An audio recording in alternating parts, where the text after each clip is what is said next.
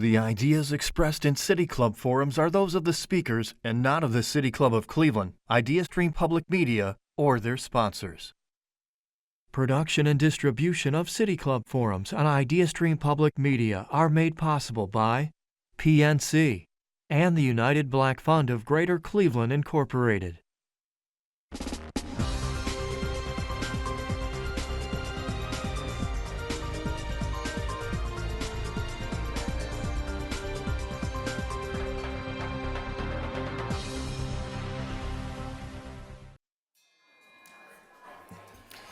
Good afternoon, and welcome to the City Club of Cleveland, where we are devoted to conversations of consequence that help democracy thrive. It's Tuesday, September 23rd, and I'm Cynthia Connolly, Director of Programming here at the City Club, and pleased to introduce today's forum, which is part of the City Club's Authors in Conversation series, as well as the Larry and Barbara Robinson Family Foundation Forum. Widely known as the dynamic National Award-winning Poet Laureate, Honey Bell-Bey, our speaker today, well, she is not just a poet. She is also an Ohio certified prevention specialist, and for decades has used her talent in poetry as a vehicle for healing intergenerational trauma and other issues related to public health. And now in her recent book, P.O.E.T, Poet, or Power Over Emotional Trauma, she asks, what do you do with what did not kill you? Trauma happens, but healing happens also. It's worth noting that Honey never categorized his work as part of public health until a Case Western Reserve professor helped her see it. And as it turns out, he's also joining us on stage today. Dr. Scott Frank is an award-winning family medical doctor, associate professor emeritus at Case Western Reserve University, and poet himself. Together with Honey Bell-Bey, they work to underscore the importance of poetry as a public health need.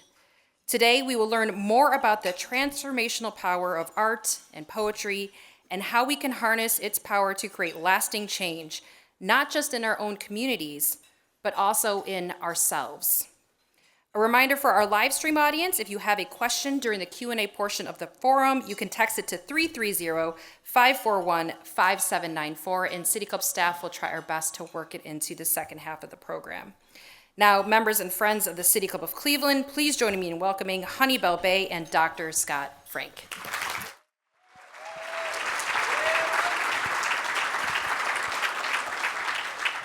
I'm going to kick us off with a comment that I didn't expect to make.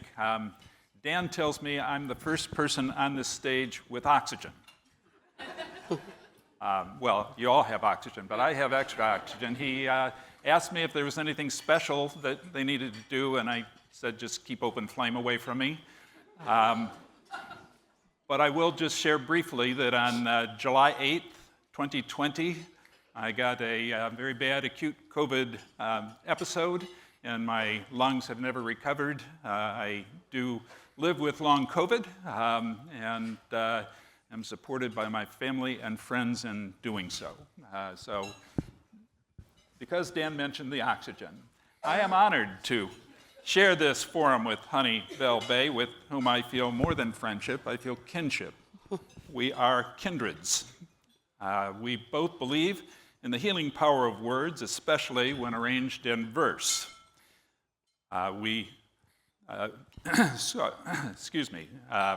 Because we are talking about healing trauma today, some of you may find some of the things we have to share hard to hear, especially at this time in history. Trauma hurts, healing is hard, and sometimes scary. I encourage you to be brave and to listen openly. We're going to start with a poem from Honey Bell-Bey, Poet Laureate. Thank you. Yes, this is one of those subjects that I had a long talk with myself this morning and said, you will not drop a tear on these good people's stage. So I've got to do my very best to hold to that. No promises from me. But I'm going to read actually two poems, and one is in my first book that I wrote from ages 8 to 23. And then I'm going to read the second poem that is the same poem that I wrote at around age 25. And the reason I'm going to read them both is because if you don't address your trauma, it doesn't go anywhere. You just repeat it and repeat it and repeat it. And I looked up and recognized I was writing the same poem every single decade. So the age 8 version, it's called I'll Wait by the Window. Every night I would look out of the window for you, but you would never come. I had made looking out of the window a habit, but now I think it's really dumb. I am your daughter, Dad. Do you even know that I'm born? Do you know that when you left my mother, you also left my heart torn? I know you're out there, but I just don't know where. Although I hate to say it, I'm beginning not to care. I have this punching bag and its name is Dad. I hit on it when I think about you or I become real sad.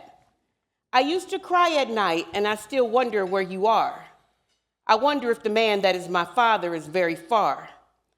I hurt inside because you're not here and I don't even know why. Dad, I love you, can't you see? And I ask myself, why is it that you hate me? I wonder what you really look like. I wonder if I'll ever know. But I'll always wait by the window for you in hail, sleet, or snow.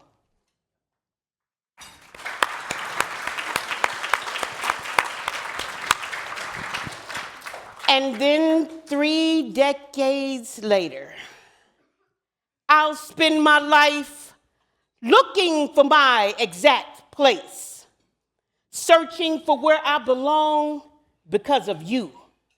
You bother me. Because you never gave yourself a chance to know me, that bothers me. Because I've never sat on my father's knee, because I've never called anyone daddy, papa, pops, pa.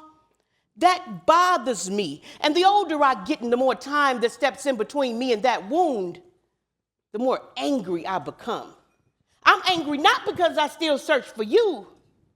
I'm angry that I still search for me.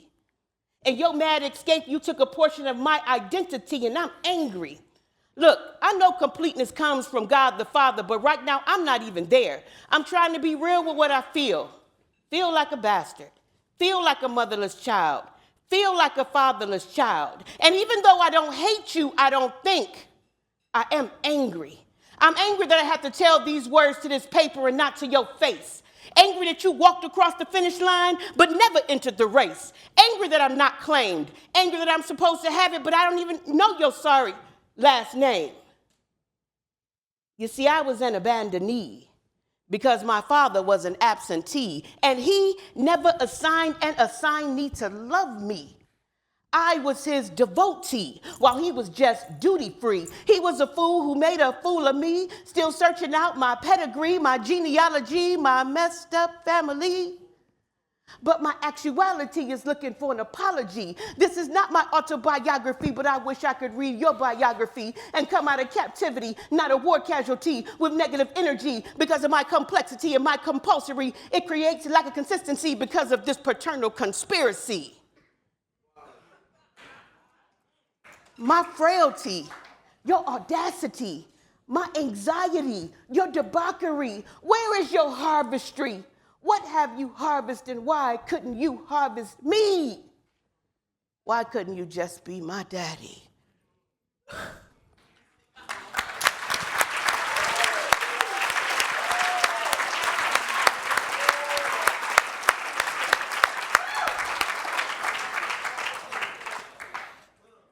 Wow.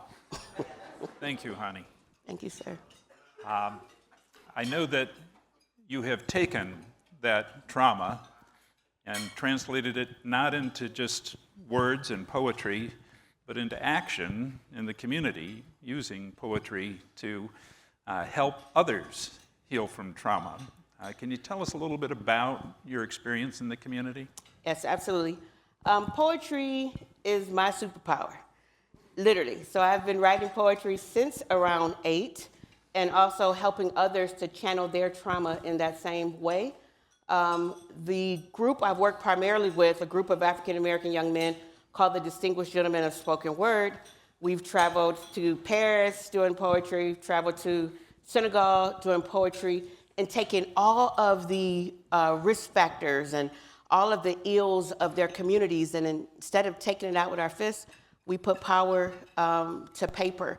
And in this particular conversation, I'm reminded of the book, What Happened to You, and Dr. Perry and Oprah Winfrey. They relate trauma to a shipwreck. And they say that if you don't address your trauma, just like those two poems, you just spend your life keep visiting the shipwreck over and over and over again, searching for tiny pieces of you, trying to put you back together. So I wanted with youth, with women during COVID, we got together virtually and did workshops called Power Over Emotional Trauma, and then came together and put those collections in the book. And some of the authors are in the room. If you're one of the authors in the book, can you raise your hand? Let's give them a hand. And that's my life's passion, not to perform on stage. How do I teach other people that you can have a bridge between what happened to you and who you are? It happened to you, but it doesn't have to define you for the rest of your life. So I think that it's really useful to think of those repeated behaviors as an emotional scar, because we're going to talk about scarring later. And we show that scar or abscess at times when we're feeling especially stressed or relive the trauma in any way, and we all relive past traumas. Yeah, you're absolutely right. And sometimes, if you're familiar with the poet Paul Laurence Dunbar, he has a poem called The Mask. And those words say, we wear the mask that grins and lies. It hides our cheeks and shades our eyes. This debt we pay to human guile, the mask, we cover it. Instead of saying, I'm hurting, I'm broken, we try to play the role. And that's what happened to me. I was on all these stages, I was doing all these things, and then I get this phone call from some folk at that table in the back. And they tell me about coming to Case Western Reserve University. Dr. Knight, through Cheryl Oates, and Dr. Tish is here, and I end up at Case Western Reserve University. Problem, there's a problem though. People saw the honey on stage and didn't necessarily know this is a broken human who wanted to play the role. I can be in the School of Medicine and pretend that I'm not broken, pretend that I'm not continuously going back to the shipwreck, looking for pieces of me, still looking for pieces of me, but having to wear the mask because that's who people think they are.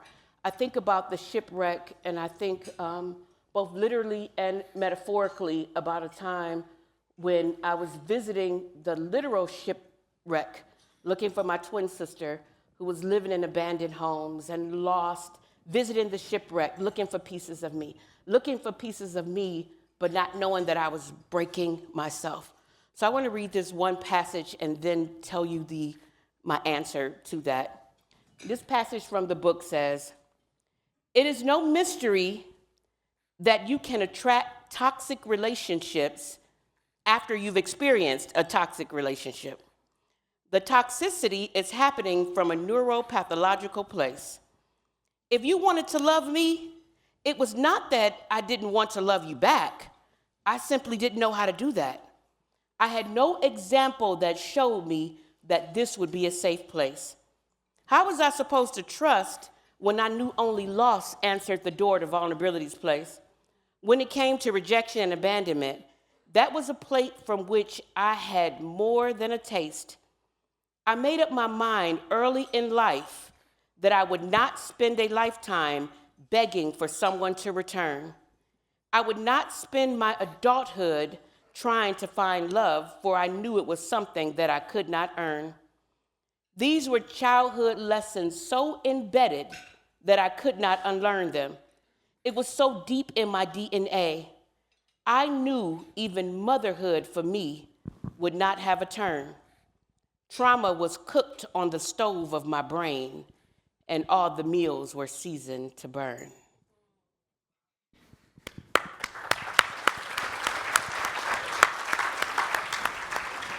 So fast forward, I'm preparing to enter into my master's program. And Dr. Knight tells me, there's this one professor you are really going to connect with. And I sit in the back of the class, and I'm like, no, I'm not going to connect with this man. I'm going to just take notes and run and get the heck out of here quickly. But I couldn't escape it.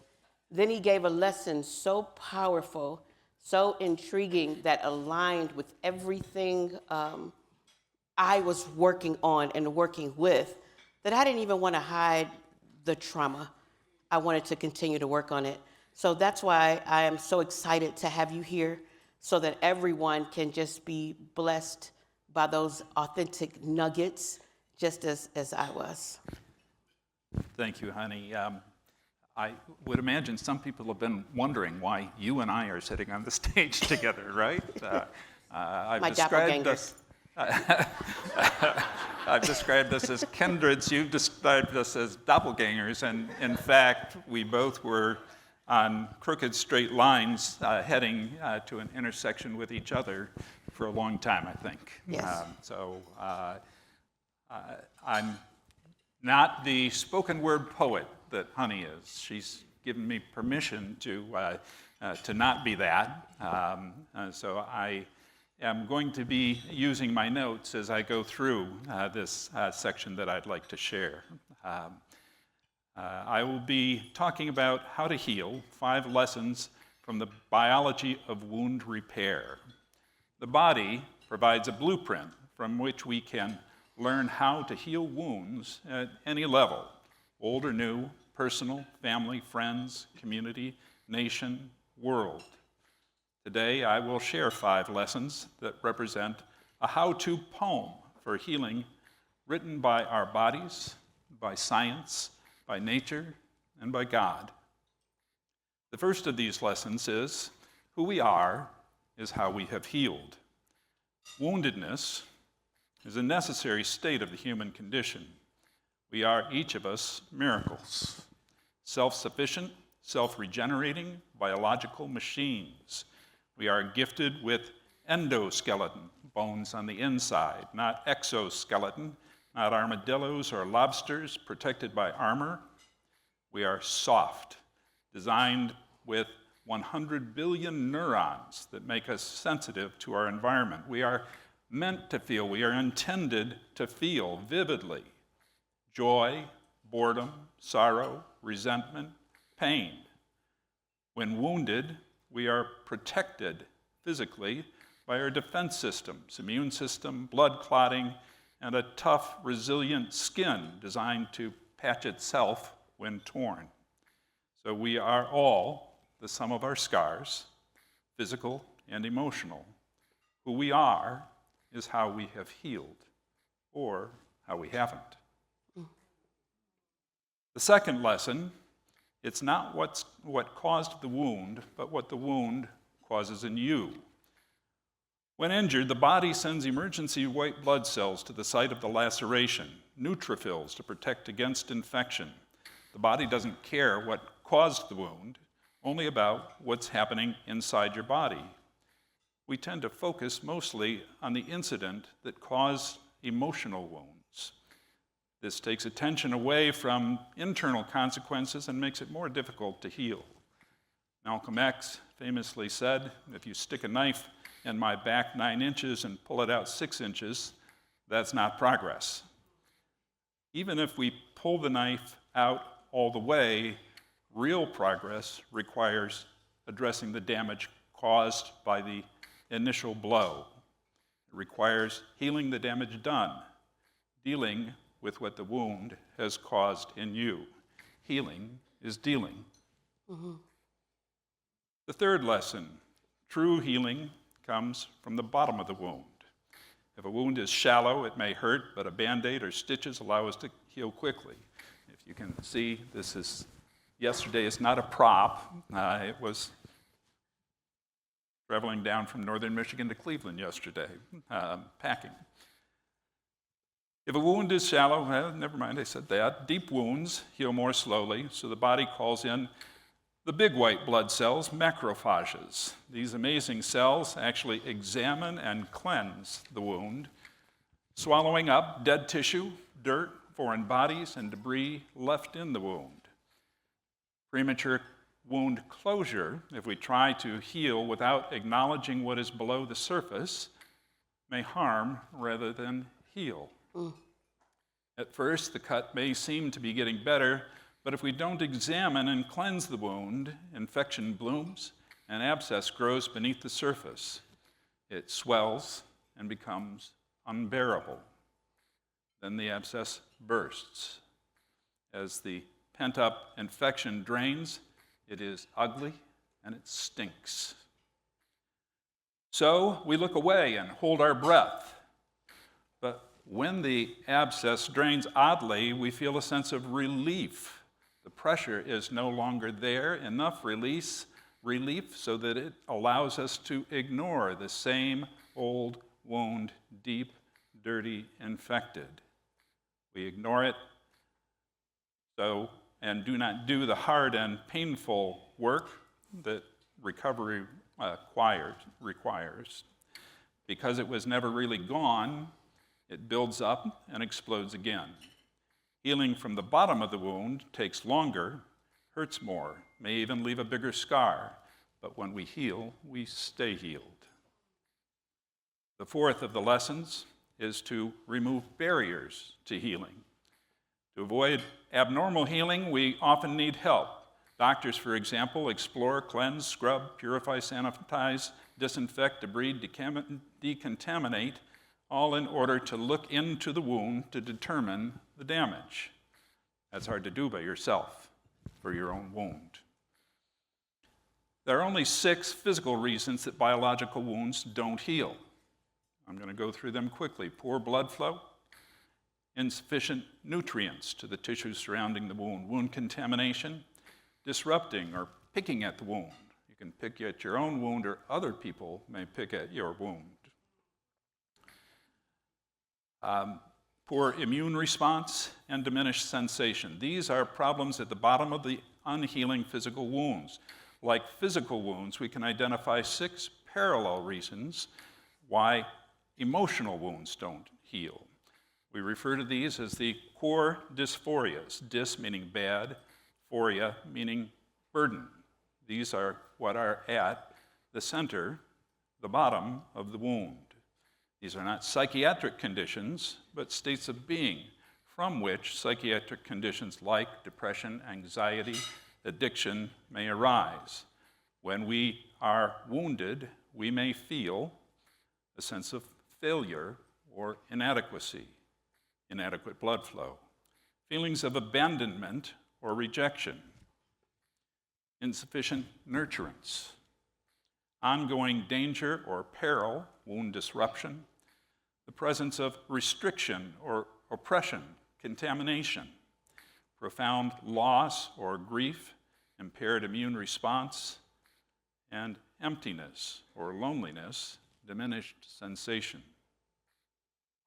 These primitive states of being, ontological states, always evoke a stress hormone response because they influence our survivability. Wounds have meaning, but only the meaning we assign them. Such meaning may be found by examining these core dysphorias created by the injury, confronting these barriers, naming them. Naming these barriers takes away their power. The last of our lessons is that healing remakes us. If we are not remade, we are not healed. We scar, then we revise the scar. Scarring involves deposition of a thick layer of dense, fibrous tissue that is often unsightly, rigid, and poorly functional. But the hole must be closed in order to survive. Scarring is the cost of healing. Both trauma itself and our response to the trauma determine the extent and the appearance of the scar. While scarring is necessary, it's not sufficient to heal. Sufficiency is gained through revision of the scar. This is something the body does naturally, and it starts almost simultaneously with the scarring process.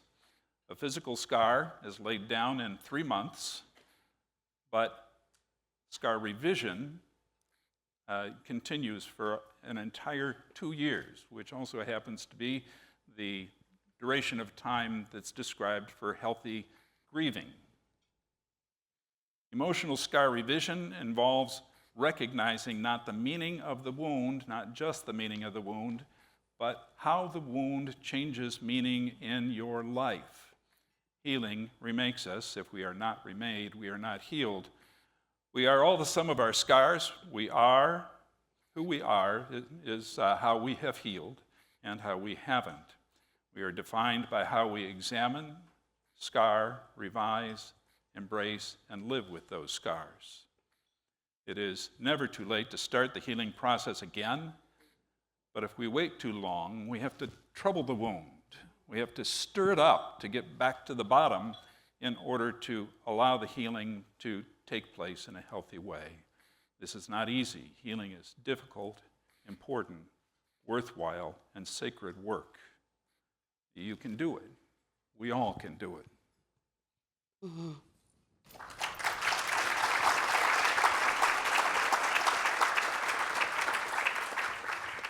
See how powerful that was, and at the same time to be able to look back in the book and see pieces that aligned that I had written before poetically. And this little piece, a short piece, is called Heal. Says, if there was a way for me to heal less painfully, I would. If there was a way to forget these memories shaped by the good, the bad, and the indifferent, I would. If I could silence the ache that is now palatable, if I could undo this bitter aroma, I smell it, I taste it, I would. And you mentioned that trauma stinks, and it begins to tell on you. It does. It begins to, everything you touch, every relationship, that second or third semester, my trauma was telling on me. I may have had an A in the class, but that is the only thing about life I had an A in. I had to go back and address trauma, and it's okay to do that. This, however, is too bitter to ignore, to pass up, to sweep under the years, to drown in the tears. This one I must completely feel, and there in that place, I will heal. Right there in that place, I will heal. And to all the young people in here, I want to make sure that we bring it right to where you are. What are we saying? We're saying that you all are resilient. If I were to take a slinky and stretch it, You just happen to have that, huh? and completely stretch it, all of this is your trauma. This is everything that happened to you, right? Then I'm gonna pull it back, and the minute you decide to come back, I've addressed it. Guess what?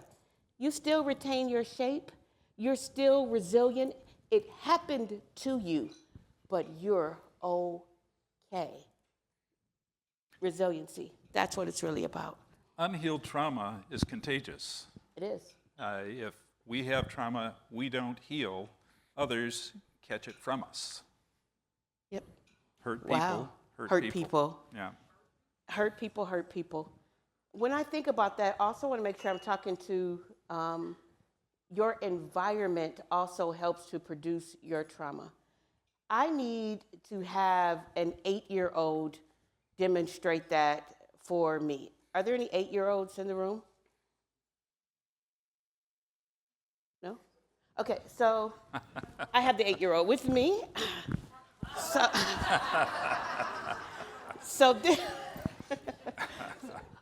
you want to know, did I just happen to have an 8-year-old? I didn't bring my own 8-year-old. So this 8-year-old represents the same person in red. She was 8. She was 8 and experiencing 8-year-old trauma. But let me explain something about your environment. You have the same environment of boiling hot water, right? Same environment, boiling hot water. You have 2 different 8-year-olds. One 8-year-old is a potato. You put that potato in boiling hot water, and what happens to it? It becomes soft. The other 8-year-old is an egg. You put that egg in the boiling hot water, and it becomes hard. How do you have two 8-year-olds in the same environment becoming two different things? One becomes hard, one becomes soft. You can't allow what happens to you to harden you to the point where you don't feel, where you don't trust. That was me. I was hard. Do you want to be a potato, or in that example, young people, or do you want to be an egg? I want to be an egg. I want to be the potato. I want to be the potato. I want to be the egg. Neurons. Right. We're soft. I want to be the egg in terms of you can peel me and see the authentic me, and I don't have to wear this fake mask that I'm on the stage. I'm really dealing and addressing with it. I don't want to be this 8-year-old who keeps repeating the same pain and trauma year after year after year because I refuse to do the work of resiliency. Father Greg Boyle said, if you're a stranger to your own wound, you'll be tempted to despise the wounded. I'd like to share a poem of mine that I think addresses the issue of where to go once you start recognizing those core dysphorias. It's called A Prescription for Spiritual Wellness. I am a doctor. Purpose in life involves finding greatness hidden inside each of us. Meaning is determined by how we use this greatness. Faith is to believe that greatness can be embedded within the frailty of our own fallibility. Serenity involves using our goodness to pursue meaning until moments of greatness reveal themselves to us. Courage is to recognize moments of greatness when they occur despite personal cost. You're good at that. Mm-hmm. Suffering in life lingers in unvisited expectations of greatness. Grace is to understand that simply because this greatness is inside of us does not mean that it belongs to us. The dilemma of life is that the harder we look for our greatness, the less likely we are to find it. Control in life is achieved by allowing our greatness to discover us. Perspective is gained with understanding that greatness does not extinguish or diminish with passing of time or opportunity. I'm going to say that again. Perspective is gained with understanding that greatness does not extinguish or diminish with passing of time or opportunity. It's still there for you. Wisdom is approached when we understand that we do not have the latitude to choose which greatness is ours or how large our greatness is. Simplicity in life involves not trying to make someone else's greatness our own. Power is revealed when we recognize the greatness hidden inside every being. Joy resides in appreciation of the greatness of others. Love is to be filled with greatness from another that can't be done without. Peace in life occurs when we recognize that regardless of whether we discover our greatness, we are still loved by our God.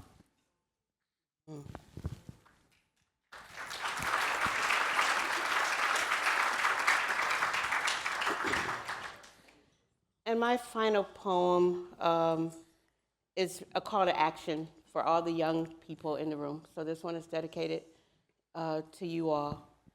The words are about social justice, but more so it's about what you are determined to do way beyond trauma, way beyond environmental injustices. I was not alive to produce during the Harlem Renaissance, nor stand during the Montgomery bus boycott.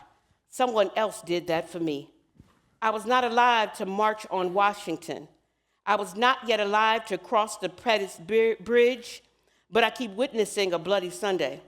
I was not alive to survive hoses filled with water, nor resist dogs, nor march for desegregation. I was not alive then, but I am alive now. And I will stand with peaceful resistance to any ignorance. I will use my voice with artistic persistence. I will peacefully protest any resistance with any indifference. When full resistance to levels of ignorance can press weight on lifeless bodies and still question innocence. How can we get life up if we continue to cut life down, faces buried to the ground?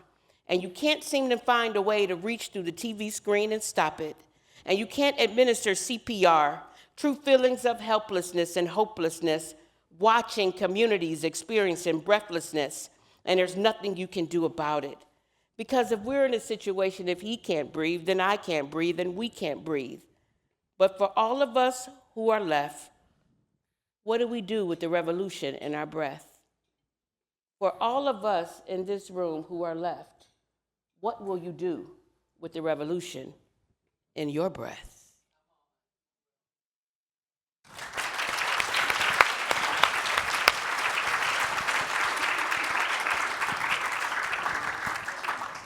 All right, we are about to begin the audience Q&A. For our live stream audience, I'm Cynthia Connolly, Director of Programming here at the City Club.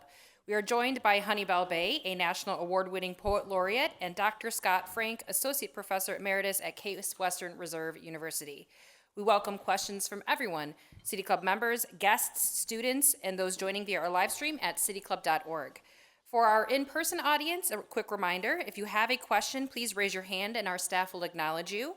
And we'll also let you know when it's your turn to approach the microphone. You can also text your question to the number at the sign at the center of your table, it should be on there, to 330-541-5794, and we'll try our best to work it into the program. We have our first question.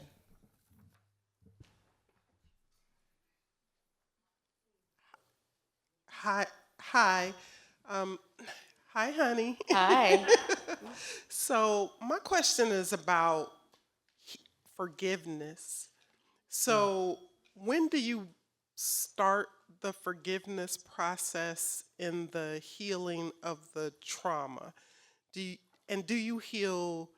you forgive yourself as well as those who have also hurt you? Thank you. You started right out the gate, right? Forgiveness, and I'll start with that. Forgiveness is such a journey, but I will say this, when you choose not to forgive, most of the times I had to revisit that shipwreck is because I wouldn't forgive. The moment that I decided to, it was bigger than whoever hurt me. It was really about me. That bitterness was like gangrene and it was eating me alive. So I started the forgiveness process when I was really ready to heal. When I was ready to stop picking that scab, I was a picker. It would come close to healing, I'm pulling it off. I'm still mad, but you did this. Not to get into the Bible, but love keeps no record of wrong. And I couldn't hold on to, can't have both. I mean, my arms aren't that long. I can't hold on to my past and to my future at the same time. I had to let one of them go.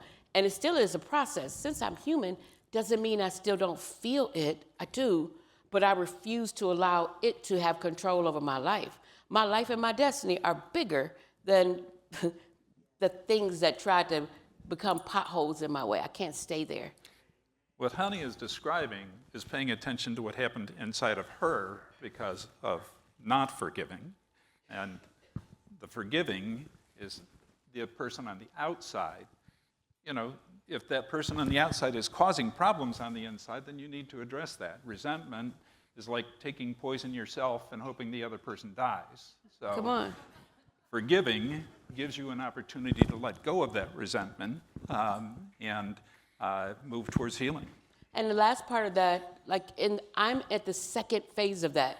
Like in the book, The Body Keeps Score, it talks about you holding on to all that trauma and unforgiveness.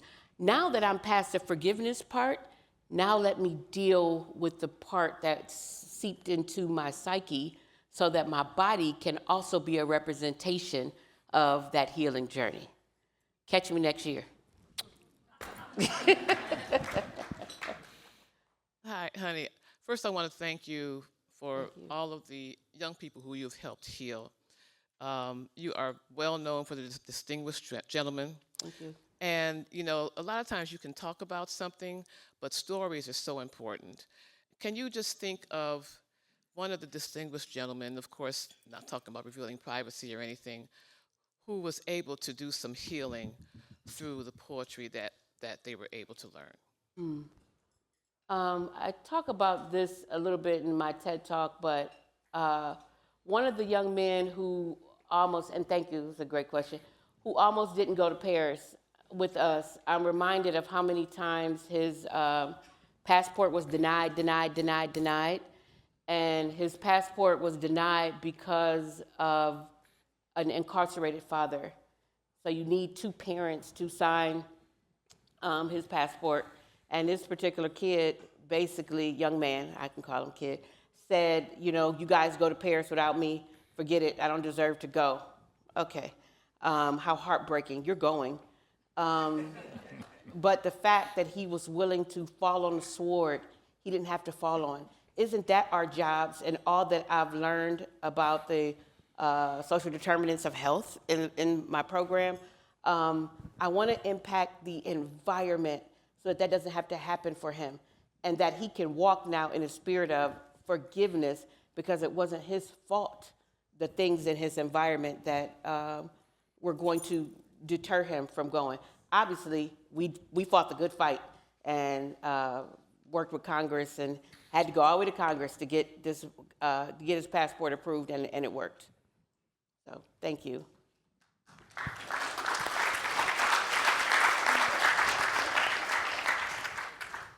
Good afternoon. Good afternoon. I wanted to ask, just for a little clarification, I used to be like heavily socially anxious, but I've also started writing poetry and performing live. I wanted to ask about your first live performance. What were some important details that you remember? Like, what were you feeling? Are you referencing like a first performance? Like your first ever live performance in front of like a crowd. For me, there's always like it's almost like a fourth wall. And so if you're starting, I want you to really, mine was really, I'm almost in a zone.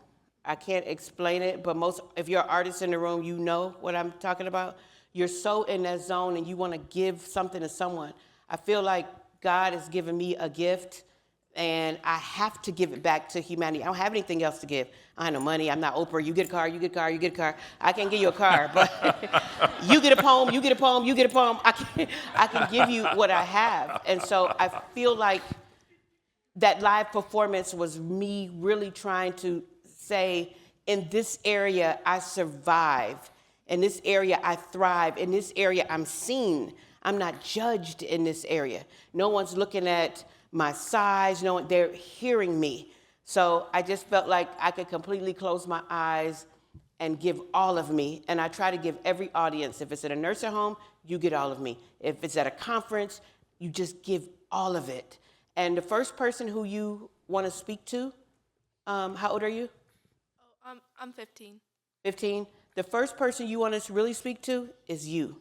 You make sure you are your number one most important audience first. Got it?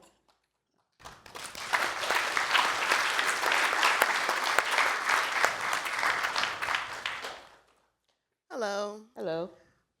Thank you so much for the knowledge that you have provided today. My question is, what is the difference between establishing a boundary and creating a barrier? I'll take that one. A great question. In science, or in the body, we have semi-permeable barriers. So some things can get in and some we don't let in. And doing our best to describe or to define what our semi-permeable barrier is, what we will let in and what we just refuse to let in, is one way to describe boundary versus barrier. It's a boundary if we do let some in. It's a barrier if we keep everything out. And I'll just add, I don't think she'll mind me saying that, but to see a young poet who was one of my poets at the age of 13, and is now 32? So from the age of 13 to 32, to still be the powerful poet that she is. Let that be encouragement to the young lady who asked that question. I can almost remember her first performances, and now when I can't come, I send the gig to her. I send it over to her, the same person, So don't stop where you are right now, because you'll be just like her, all over the place doing performances. Okay? So as we have questions coming in, I'm really enjoying the questions, but if there's a poet with a short poem in the audience, get up to the mic and shout it. Question? Hello. Hello. Miss Honey and Dr. Frank. It's Hello. nice to meet you too. I really enjoyed this little conference. My question is going back to Doctors Frank, like 5 things relating to science and biology and God. You talked about revisions and scarring and how to overcome that self. So my question for the both of you is, have you ever thought you were done healing, but were intentionally or unintentionally not allowing yourself to? Another great question.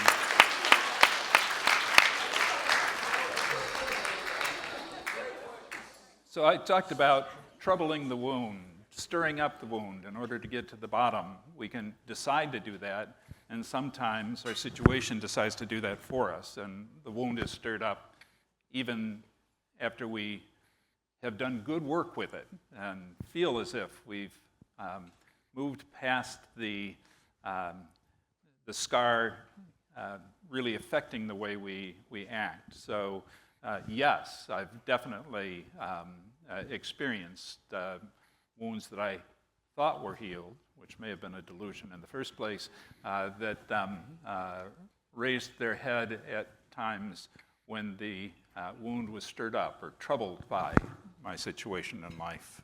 Yeah, that's a wonderful question. My mind sees the Institute of Medicine's continuum of care. That's what I'm visualizing in my mind.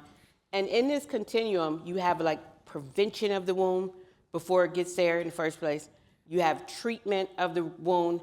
Then you have this other piece. So like in relapse prevention, where it's a maintenance. What can you do instead of just deciding, oh, I'm fine? What can you do to maintain wellness? Seek help. Have a therapist that you still talk to even when you feel better. So every time where I got too far to the edge, I'm good now. Woo, life snatched me back so fast. And I'm sitting there wondering, how in the world did I get here? I just finished this book. I cannot possibly be too depressed to go to class. I can't possibly be in this position. And I was, because the part of the continuum that I missed was right there at the end, that maintenance. I wasn't doing anything to make sure I was still okay. I just got to look cocky with it, cocky with my healing. Dang if she doesn't sound like a public health student. Right? You all did it. I say whenever I have a chance, it's good to be a public healther. It is good to be a public healther, but right now, it's really hard to be a public healther because of what's happening in the world, which means we have to work that much harder to help keep the public healthy, which is our driving ambition in the field of public health. Absolutely. Hello, my name is Chloe, and I'm currently a graduate student studying social work at Case Western. And I'm actually at Case Western because of the book What Happened to You by Dr. Bruce Perry and Oprah Winfrey, and the work I've done around it. And it inspired me to want to do bibliotherapy with communities.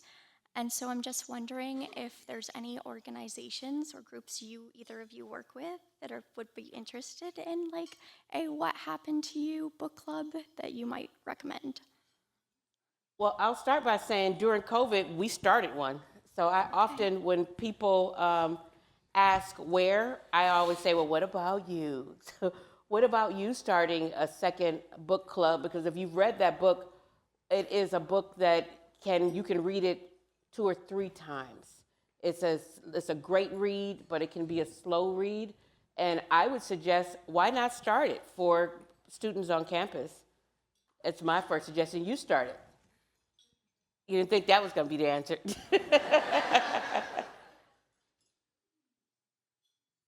Hello. Our next question is a text question.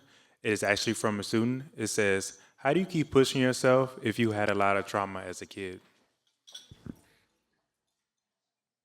Trauma becomes the motivation.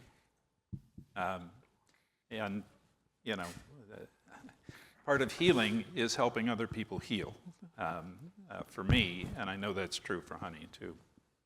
And also, I think you want to see something bigger than yourself. Like, whatever your dream is, whoever the young person who wrote that question, whatever your dream of what you want to do, oftentimes, like I said, with the hands, you can't have them both.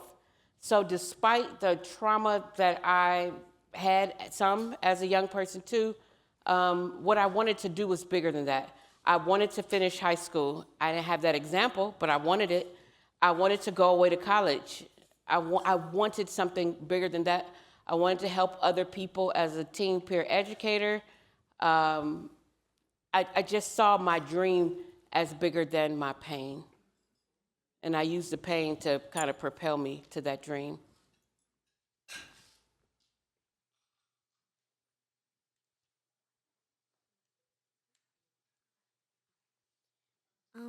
Hi. Hi. My name's Sapphire. Hi, Miss Honey. Hi, baby. I go to Campus International, and I wanted to ask you, when was your breaking point that you realized you must talk about your trauma, or it will only become a greater weight? First, thank you. That's a very good question. First, I will say, Sapphire, happy birthday to you. Happy birthday. Happy birthday to you. Happy birthday, dear Sapphire. Happy birthday to you. Okay.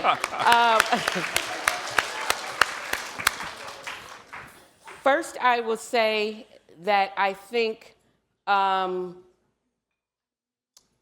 was losing, I'm just going to answer it honestly. I was losing everything at the hands of my trauma. I was losing it all. I was trying to self-medicate it away, and that wasn't working. And I was waking up and losing it all. So I realized that if I didn't say I am in trouble, I am drowning, throw me a life raft, there was going to be no more Miss Honey. The Miss Honey that you know, there was no more me. I needed someone to help throw me a raft like I had been throwing others rafts. Sometimes people who help people, these wounded healers, we give so much and we don't stop to say, but I need a little help too. And it was telling on me. People around me was like, what is going on with you? I think I'm hiding it, and I wasn't hiding well at all. Hi. So I just wanted to know, you both have done a lot for your community, and so I wanted to know in what ways have helping heal your community in turn healed you?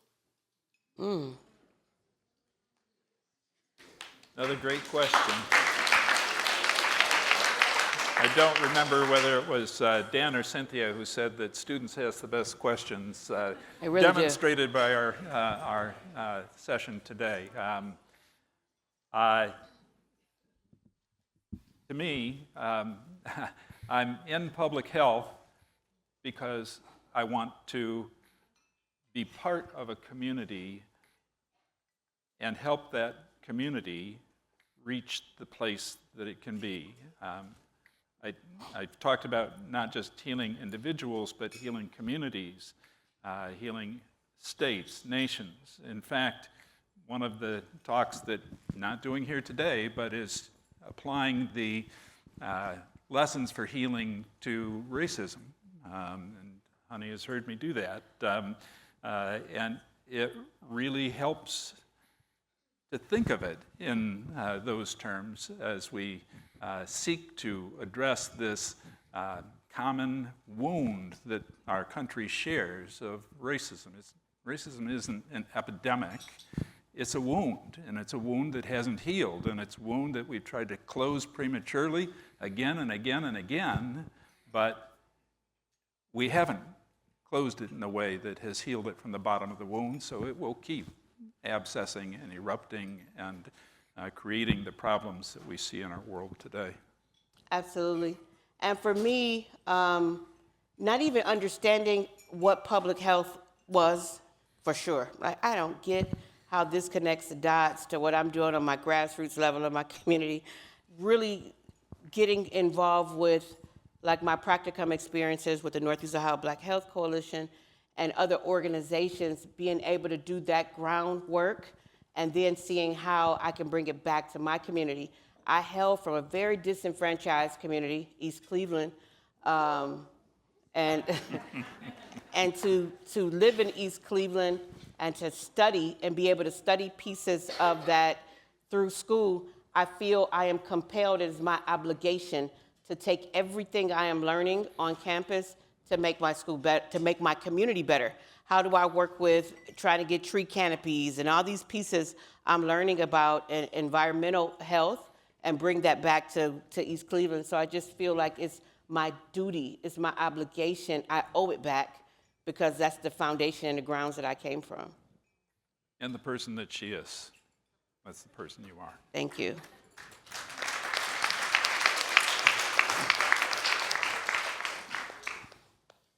Hello, my name is Edith. Hi, Edith. I go to Campus International. So my friends encouraged me to say a line from a poem I wrote when I was 11. Please. I haven't really shared this poem before, and I'm kind of nervous, but I thought this kind of connected, so I'll just say it really quick. I plunge into the darkness, not to be consumed by the shadow, but to reach the light at the end of the trail.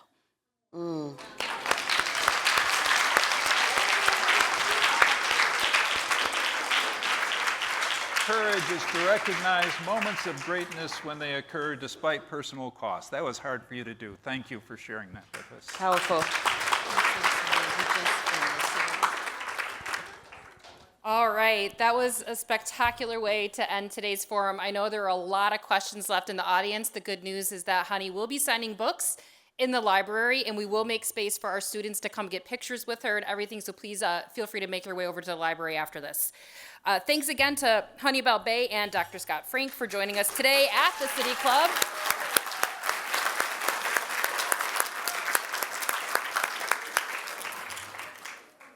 Forums like this one are made possible thanks to generous support from individuals like you. You can learn more about how to become a guardian of free speech at cityclub.org. Today's forum is part of City Club's Authors in Conversation series in partnership with Cuyahoga Arts and Culture and the Cuyahoga County Public Library. It is also the Larry and Barbara Robinson Family Foundation Forum. The Robinses have served Greater Cleveland cultural arts and business community for decades. Larry, an active civic and community leader who served as City Club president in 1972, he expanded his family's jewelry store, J.B. Robinson Jewelers, you may have heard of it, into a national chain. His wife Barbara spent her life at the forefront of efforts to promote and support arts and culture in Northeast Ohio and nationally. Among her many leadership positions, she led the Ohio Arts Council for 13 years, transforming the organization into one of the nation's most respected state arts councils. We are grateful for the support of the Robinson family who make this annual forum support possible. We would also like to welcome students joining us from the Cleveland School of Arts, Garfield Heights Middle School, Campus International School, Davis Aerospace and Maritime High School, Warrensville Heights High School, and MC Squared STEM High School. Nice roll call, guys. The City Club would like to welcome guests at the tables hosted by Case Western Reserve University School of Medicine and the friends and family of Jean Frank. Thank you all for being here today. And of course, thank you to our members and friends of the City Club. I'm Cynthia Connolly, and this forum is now adjourned. For information on upcoming speakers or for podcasts of the City Club, go to cityclub.org.